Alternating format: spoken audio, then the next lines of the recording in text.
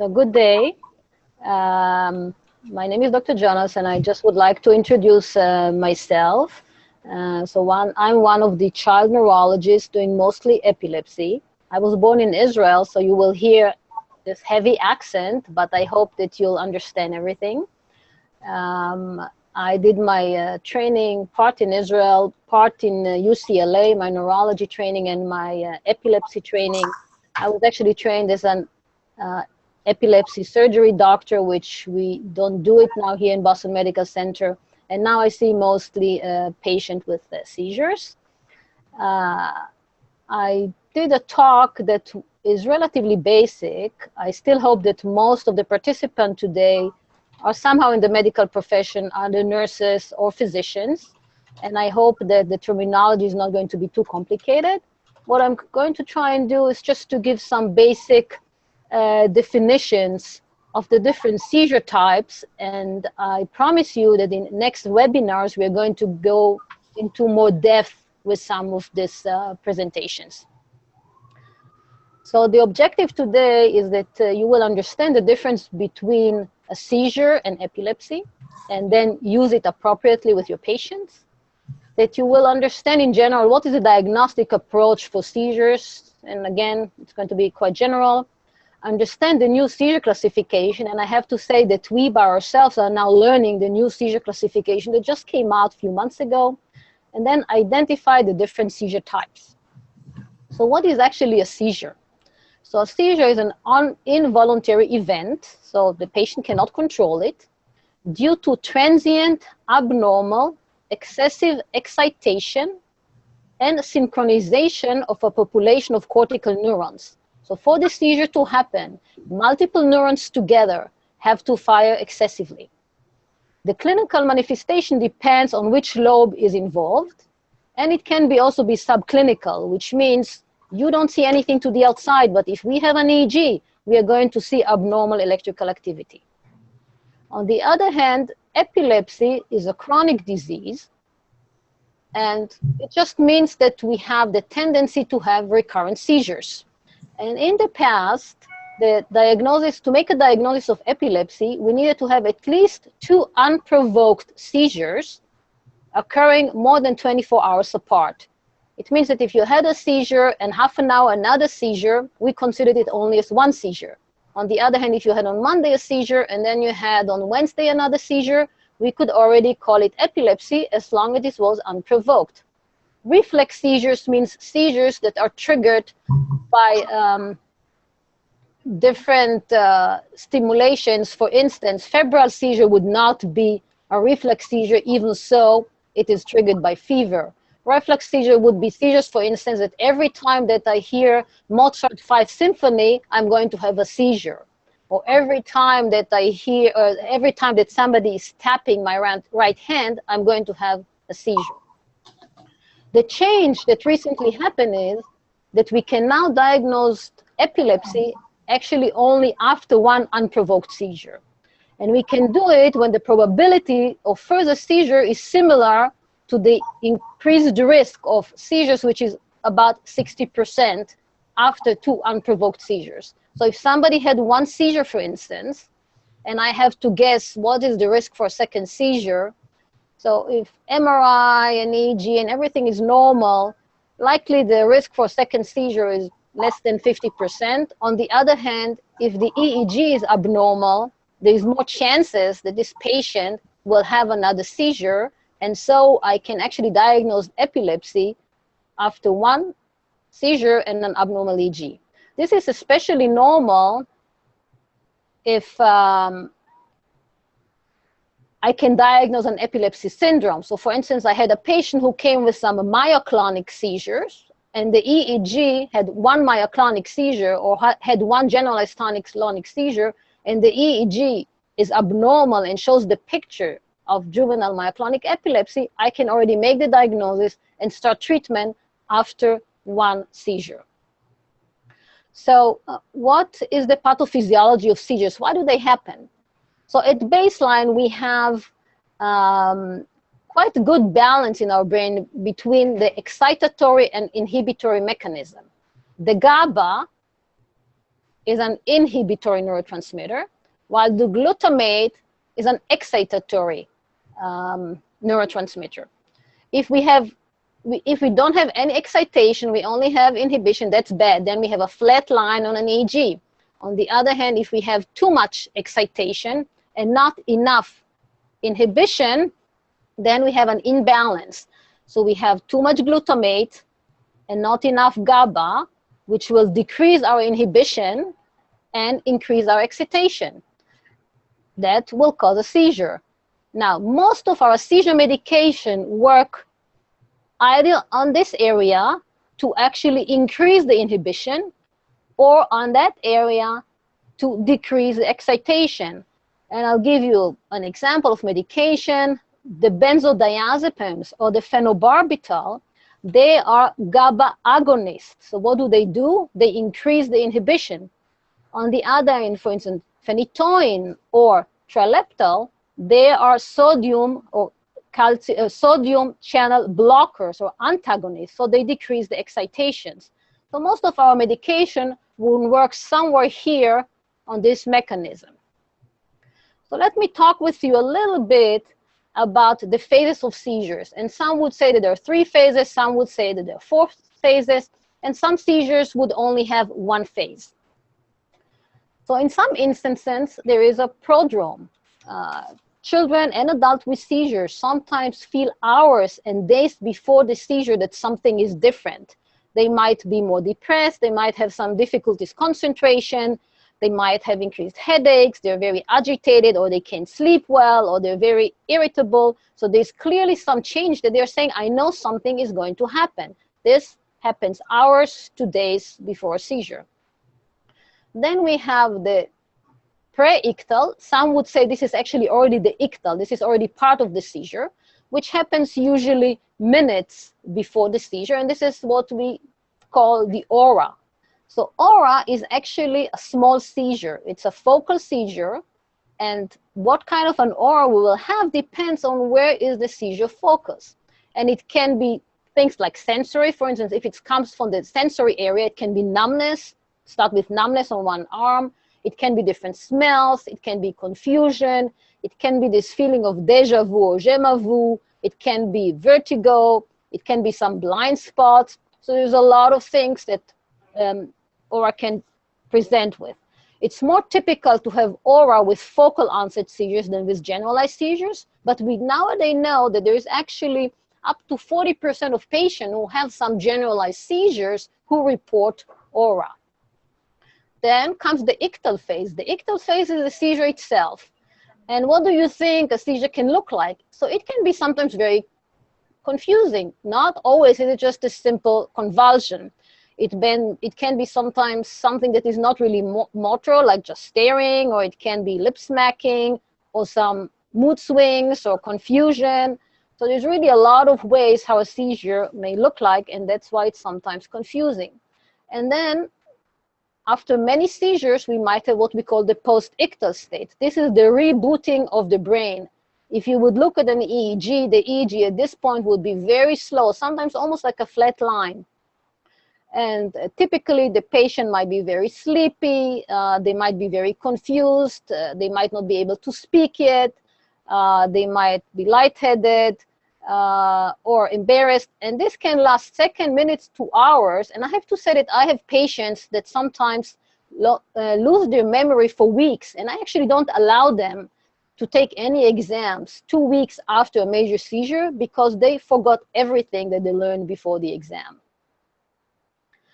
So what is the diagnostic approach? And the few things that we do kind of in a simple way is first to decide, is it a seizure or not? And I think that one of the webinars that we are going to have is going to be about seizure mimickers, which might be very helpful for you to be able to distinguish between a breath-holding spell and a seizure, or to be able to distinguish between a tic and a seizure. And after we decided that we really think it's a seizure, we have to decide, was it provoked or unprovoked, because the whole evaluation process is very different. And after we decided if it's provoked or unprovoked, what kind of seizure is it? Did it start in a focal area, or is it a generalized seizure? That might change some of our workup. And what seizure is it? Is it an absence seizure? Is it a tonic seizure? Is it a clonic seizure? This is important for us because it will help us later to try and put the whole picture into an epileptic syndrome and know which medication might be better for this patient. The second question is what caused the seizure? And we know there's many causes for seizures, from hypoxic ischemic encephalopathy to cortical malformations to infection to nowadays a lot of genetic causes. Still, with all what we have, about 30% to 40%, we never actually find a cause for the seizures. And then the third question is what should we do? What should we do? So what kind of a workup? So I would say that all patients who had one seizure will get an EEG. Some will get an MRI. And do we need them to treat it or not? This is kind of really the basic questions that we will answer. So I would like to go with you a little bit about the old classification of the seizures, because we probably still mostly use it, and you're still going to see it in our notes. And then I'll try to a little bit teach you about the new classification, because we will have to start using it. So in the past, we have to decide if the seizure is partial or generalized. Partial means started in one area of the hemisphere, let's say here in the temporal lobe, and you see the EEG, you see discharges on one side, you don't see anything on the other side, compared to a generalized seizure where we think that the abnormal electrical activity started synchronously over the whole brain. And of course, it's more complicated than that. And you see that the EEG shows quite generalized discharges covering the whole EEG. And the partial seizures we used to classify by our awareness. So was there any change in awareness? Was there any loss of consciousness? So simple partial seizure would be a seizure where the patient is totally aware. For instance, one hand may be shaking, but the patient can talk. Complex partial seizure would be after the seizure spread a little bit from its focality and now is maybe involving a little bit bigger area of the brain. And at this point, the patient is not 100% aware of what's going on. They might not be 100% unconscious. They still might understand some things, but there's clear some change in awareness. Secondary generalized seizure are seizures that may look very much like generalized tonic-clonic seizures, and that's happened when the seizure focus spread now not only to the entire hemisphere, but also to the other hemisphere. For us to actually lose totally consciousness, we need to have both hemispheres involved. This would be the patient that looks like the typical generalized tonic-clonic seizure. The generalized seizures were classified into absence, myoclonic, atonic, generalized tonic-clonic, tonic, and clonic seizures. And we're going to show videos that are going to explain each of this seizure type.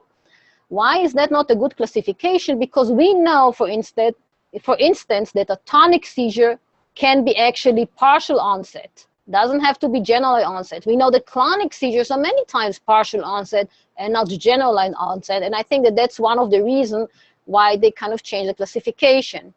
The third category was the unclassified seizures, for instance, the infantile spasm.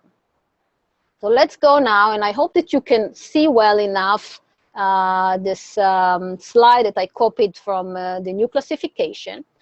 And the same, what stayed the same is that we will call them either focal onset or generalized onset, but we're also going to have this option to say unknown. If we cannot decide by the clinical semiology and by the EEG if it was focal or generalized, we can call it unknown.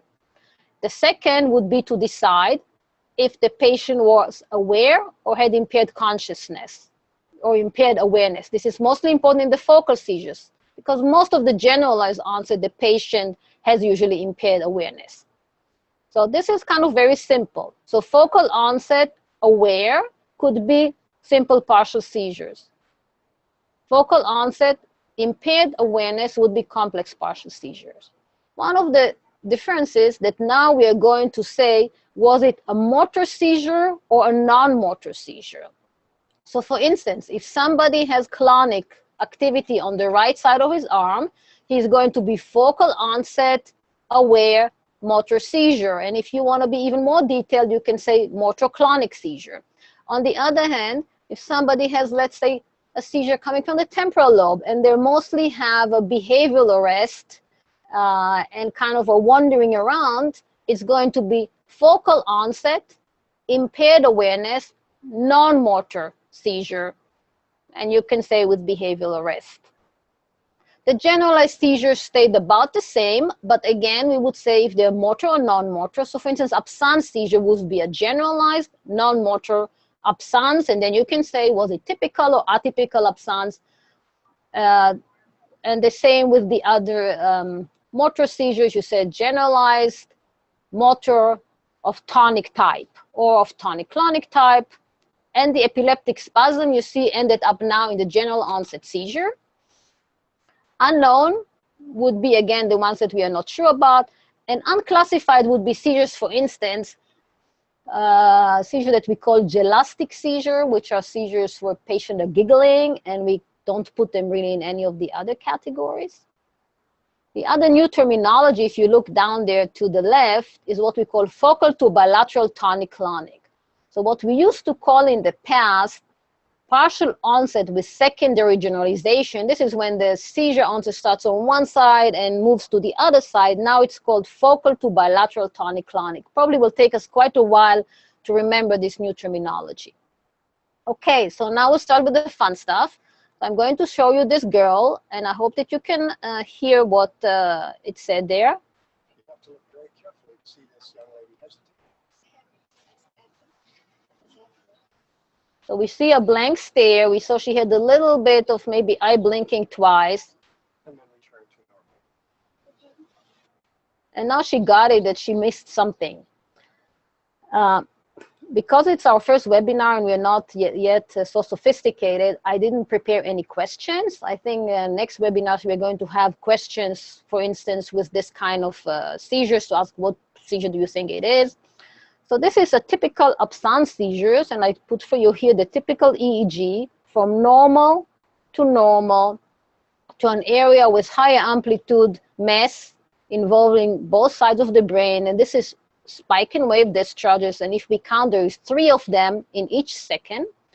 And this is very typical for absence seizures, and sometimes, as you see, they might be very, very subtle, and many times confused in school by daydreaming or by ADHD.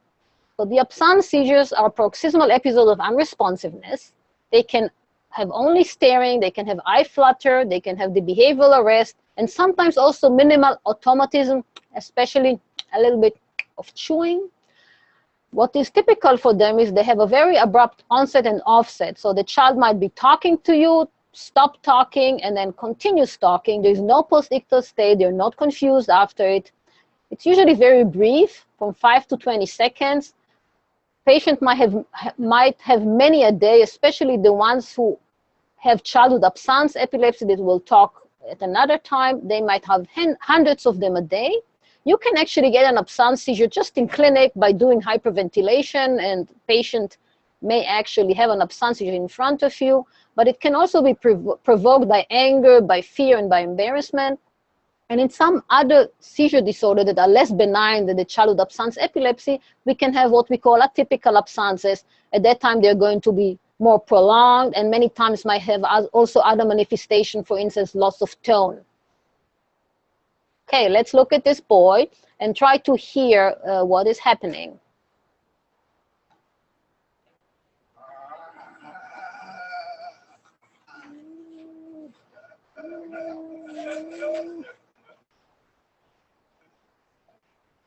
So we saw vocalization, we saw a tonic phase of the extremities, so stiffening of the extremities, and now jerking, which is the clonic phase. There's involvement of the face, there's involvement of the eye, there's involvement of the vocal cord. So this is a typical tonic-clonic seizure. When parents describe this kind of a tonic-clonic seizure, we always ask them questions about, was there anything focal, where the eye deviated more to one side or the other, was one arm more involved than the other. After the seizure, did the patient have a weakness on one side, what we think about Todd's paresis, because usually most tonic-clonic seizures are really focal onset seizures with the secondary generalization rather than being primary tonic-clonic seizure. And the tonic-clonic seizures often represent the final step in the evolution of various other seizure types. So the tonic-clonic seizure has a sequence of tonic stiffening that is usually 10 to 20 seconds long, followed by clonic jerking for about 30 seconds. May start many times with a sudden vocalization like we heard this guy. Patients are always unconscious. There's many times autonomic activation. Mostly we see tachycardia, we see pupillary dilation, we see excessive drooling. There might be loss of bladder and bowel control. It usually lasts between 1 to 3 minutes. And with this kind of seizures, you almost always have a post-ictal phase where the patient is then sleepy. He wants to fall asleep. Sometimes might have weakness on one side of their body, which is called the Todd's paresis. Let's look at another seizure. This is a seizure that is a tonic seizure. So it has mostly the stiffening part, but doesn't have so much the jerking coming. This is a boy who is sleeping, and it's out of sleep.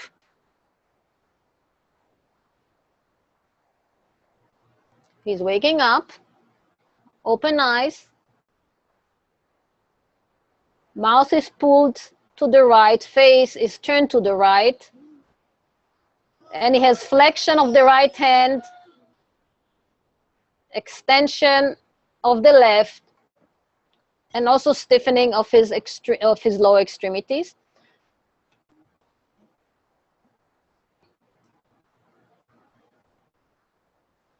And then he's kind of slowly done. So this seizure is clearly not generalized onset seizure. There was a lot of focal features here, and people who know seizures would be able to say that this is a seizure that comes with supplementary motor area, likely from the left side, from the frontal lobe, supplementary motor area, and it's called a fencing-like seizure. So tonic seizures are sustained stiffening of one or more muscle groups. In focal seizures, the posture is asymmetric or unilateral, and consciousness may be preserved, especially at onset, and this is confusing. So if you have short, asymmetric tonic seizure, you might be aware of what's going on, and that's quite typical to frontal lobe seizures. If it's a generalized tonic seizure, and this is many times seen in an epileptic syndrome called Lennox-Gastaut syndrome, which is a quite bad epilepsy syndrome, the posture is more symmetrical and consciousness is disturbed from the onset. They're usually brief, so briefer than the generalized tonic-clonic seizure, usually a few seconds to a minute. They're more during the night, and if they're brief, many times there's no post-ictal state at all. Let's look now about the clonic seizure, and this is a typical case that we would be called to the nursery or the NICU. So if you look at this baby, you see this rhythmic, repeated, short contraction of the left side of the body. It was arm and leg. I can show it to you again because it's relatively brief. That would be a typical case. Babies, neonates, their neurons and their synapses and their white matter is not developed yet. Therefore, they do not have generalized tonic-clonic seizures. They most of the time would have focal seizures or multifocal seizures. So they might be the ones who might have this jerkiness on one side of the body, and then it goes and starts to be jerkiness on the other side of the body. It's very typical in this age. So clonic seizures are repeated, rhythmic, short contraction of one or more muscle groups leading to body posture. If it's focal onset, the distal segments like hand and face are primarily involved. This is what we would see, for instance, in the childhood epilepsy, Rolandic epilepsy, where we would many times see first some rhythmic jerkiness of the face on one side. They may show what we call a Jacksonian march from distal to proximal, so it moves from one muscle group to the other. Consciousness is usually preserved if it starts in the frontal lobe, but may be altered if it spreads. So if it starts in one area and then spreads to multiple other areas, there's usually loss of awareness. Here is another typical seizure type that is seen. And look at this young man, how he has this brief jerking of his hands, of his arms. He's looking for the push button, and initially it's very subtle, but then it can become quite violent, sometimes can lead even to falls.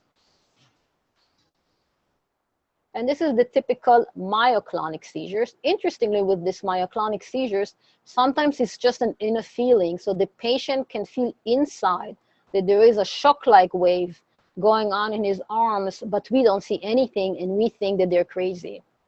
So the myoclonic seizures are sudden muscle jerks. They might have variable topography. They might be distal, proximal, or axial.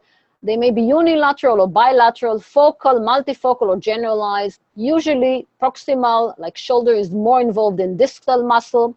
Consciousness is likely preserved, especially if it's only 1 or 2 or 3. But if you get into status of myoclonic seizures, it might be then altered. It's usually very brief, 100 to 400 millisecond in duration. And in some syndrome, especially juvenile myoclonic seizure, this is the one question to ask. Do you have early morning clumsiness? Do you drop things? Because sometimes they don't even realize it's a seizure. They just think that they're clumsy.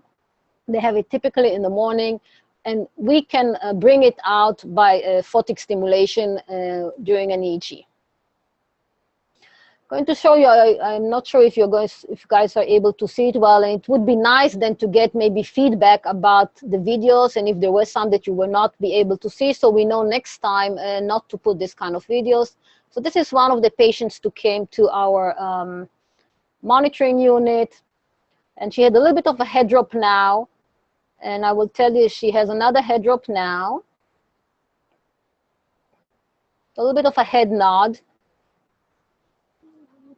And she's going to have more here. So another head nod now, a little bit more trunk also, and another one here now too. Now this patient might not fall when she's walking, or she might. Another seizure from the same category. Look at this guy. You see that he's wearing a helmet, so that should give you some clue.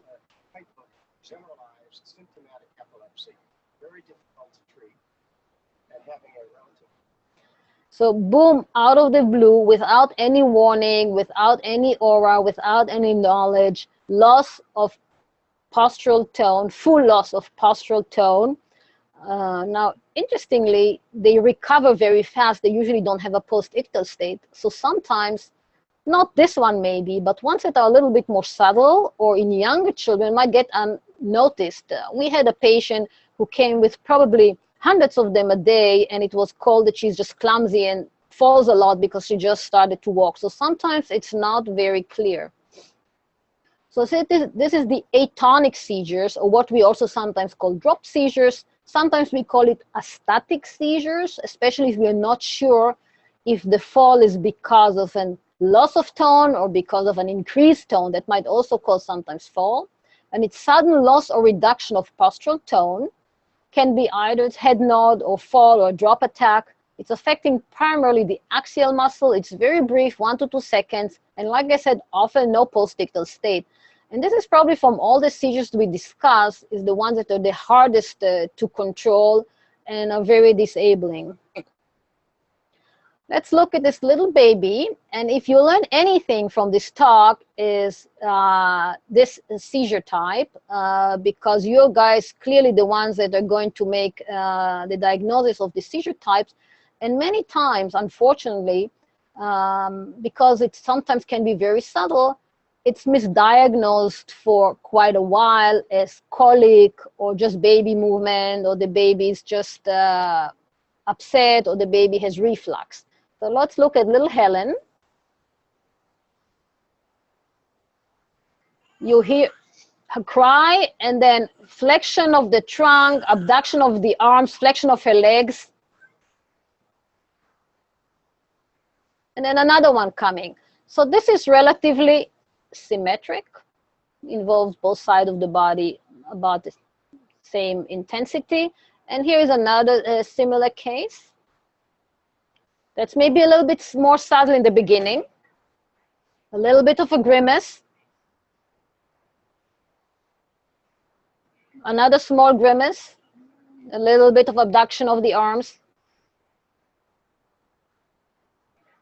Clearly asymmetry, the left side now came out more than the right.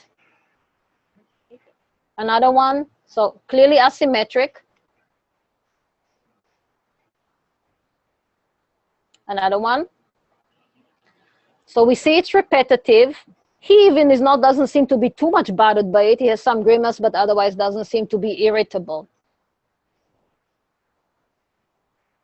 It might start as subtle and then with the time might be a little bit more pronounced. It tends to cluster. And this baby actually had a cortical malformation on the right side that was resected and then was doing fine. So these are what we call now the epileptic spasm. So it's not anymore infantile spasm because we know nowadays that there's a very similar seizure type that looks quite similar on an EEG that you actually have when the kids are a little bit older, which is called juvenile spasm. So they change it from infantile spasm to kind of the more generic epileptic spasm.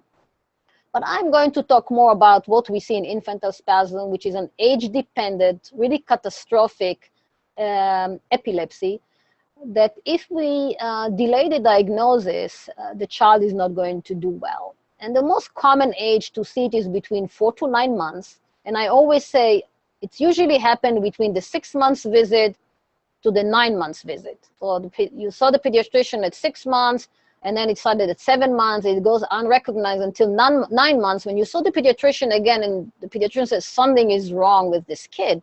This kid was looking into my eyes, and now there's no eye contact. This kid was doing better developmentally, and there's clearly either a plateau or regression. So the epileptic spasm are a seizure that is between the myoclonic and the tonic seizure. They might be a little bit slower than the myoclonic, a little bit less sustained than the tonic, the stiffening. They have high variability. Clinically, they can be either flexor, or what we call the salam, kind of with the drop. They can be extensor, where you're more kind of extending the trunk and upper body. Looks a little bit like what we see in kids with reflux or Sandifer syndrome. Or they can be mixed, which is the most typical one, where you have flexion of the upper body, abduction of the arm, and actually extension of the leg. They many times have a cry in between each spasm. They might be very subtle. They might be just a yawning or a gasp or just eye movements or just nystagmus. About 40% have focal features, and 80% of them are in clusters, usually during arousal, during awakening. So this is a question to ask the families. So if you have something, is it related to food? We always think, oh, that must be reflux. But if there is this repetitive spells that always happen while the child is waking up, and then he has 5 or 10 or 20 of them every 30 seconds, we have to think about spasm, especially because of the developmental plateau and regression that many times accompany it. There are nowadays, in the past, we had about 2/3 of them that we couldn't find any cause, and about 1/3 that we would find like cortical malformation or neurocutaneous disorder like tuberous sclerosis would be very common cause for that. Nowadays with the genetics, I think it kind of turned around, and we actually can find more reasons for infantile spasm. If it's what we call an idiopathic, now we don't use anymore this term, but if we capture it early and the child otherwise has a normal exam, normal MRI, and looks good, and we treat it fast with ACTH, some of these kids have totally normal cognition and development going on. On the other hand, if we miss it, all of them are doomed to be intellectually disabled to some degree. I want to talk a little bit about some of the features of focal seizures. A lot of the seizures that we saw before, like the tonic seizures, they are also focal. But let me talk a little bit kind of features that we don't always see so much of this motor activity and are sometimes a little bit harder to differentiate. So look at this little boy.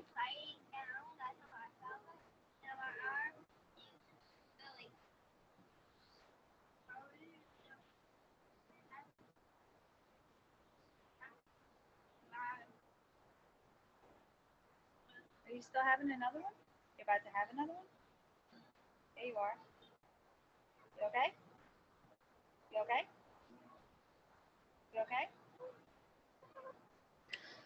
So here is a typical focal seizure that I can be 100% sure that started in the right hemisphere, right? Because he's pointing to something that happened on the left side, and it's hard to understand from him, was it something sensory, like tingling, or he couldn't feel it, or was it more motor, that it was weak?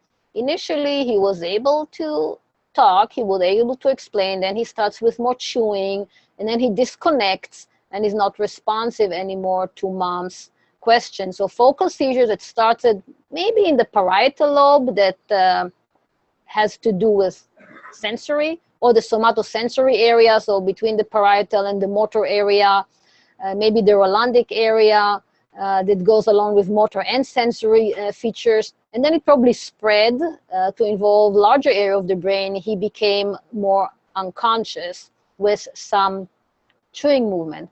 And I have for you on the right side this cartoon of how they can look like. So we can have blank staring, chewing, fumbling, which is the kind of automatism, just wandering around and not knowing what's going on, or some asymmetric shaking, or just confused speech. So might be really quite confusing. Let's look at this little girl.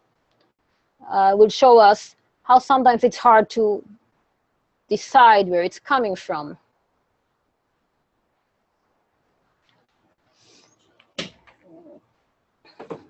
Oh, it's more than 30 minutes.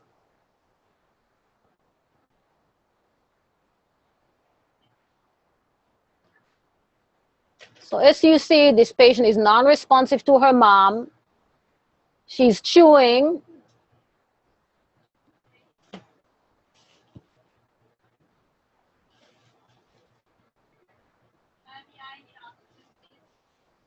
A little bit of automatism, some fumbling with her blanket there.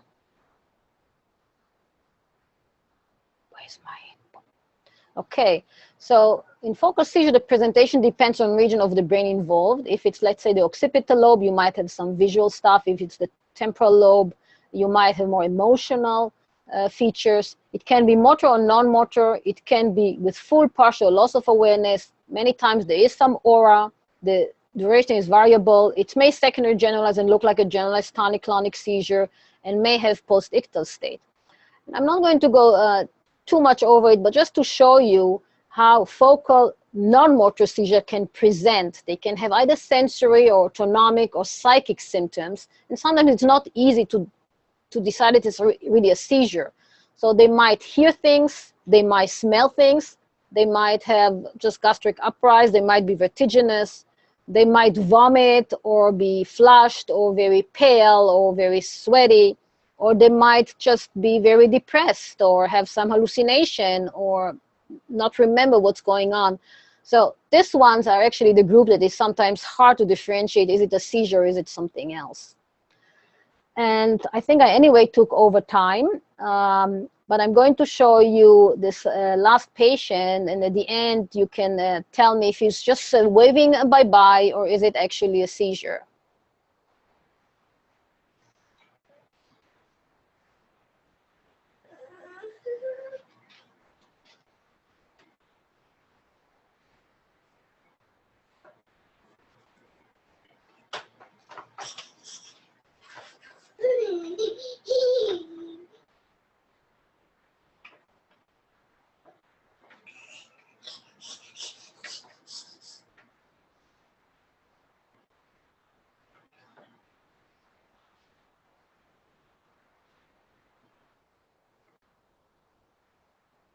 So